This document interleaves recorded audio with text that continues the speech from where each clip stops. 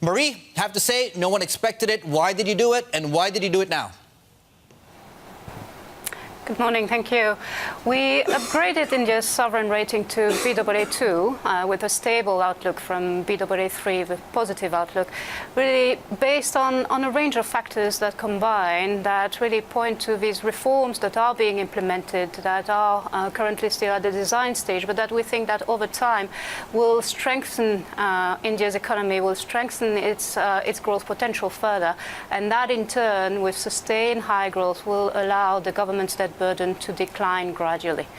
So overall, we think that combination of economic strength and of relatively stable and gradually declining government debt is consistent with a Baa2 rating.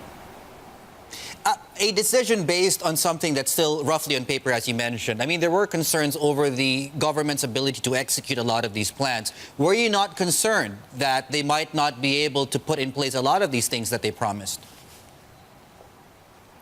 So we really take into account what is being announced and what we think the implications of really the various reforms and measures will be over time. And we do recognize that some of these reforms and measures are complex and are facing really implementation challenges.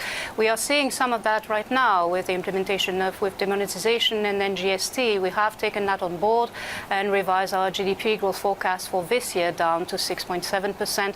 We have also an estimate of the budget deficit for this year for the general government at 6.5% to reflect really some of the challenges in pursuing fiscal consolidation.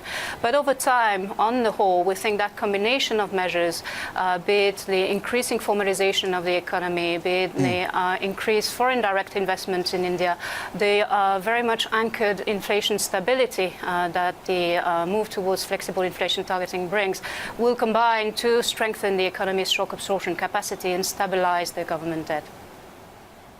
What would trigger then Moody's, just in case, and this is a theoretical question, what would trigger Moody's to downgrade the sovereign rating? What would make you reverse it? So we have a stable outlook on that rating at Baa2, and with that we communicate that we do not foresee rating changes in the foreseeable future.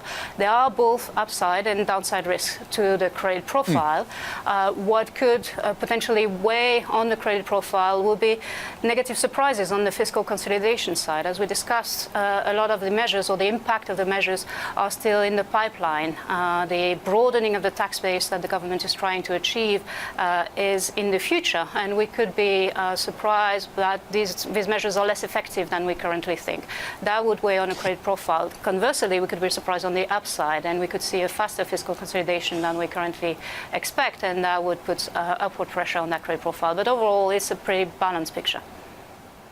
And I mean, there are lots of things in flux in India, lots of different reforms. Which specific reform would you say that Narendra Modi put in place, would you say triggered your decision to upgrade the country's sovereign rating? It is very much, as you said, there are a lot of measures and reforms, and it is very much the combination of these measures and reforms. There are measures addressed at broadening the tax base, GST, direct benefit transfers, demonetization maybe. There are measures addressed at improving the business environment, and we've seen some improvements in doing business rankings for India. Foreign direct investment has improved significantly. There are plans to formalize the fiscal framework that will be positive. It is that combination.